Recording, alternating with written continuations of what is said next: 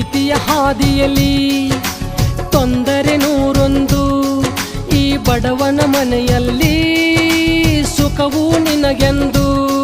ನೀ ಕಾಡಿನಲ್ಲಿ ಬದುಕಿದರೂ ಜೊತೆಯಾಗಿರುವೇನು, ಪ್ರತಿದಿನವೂ ದುಡಿಯುತ್ತನ ಜೀವನ ನಡೆಸುವೆನು.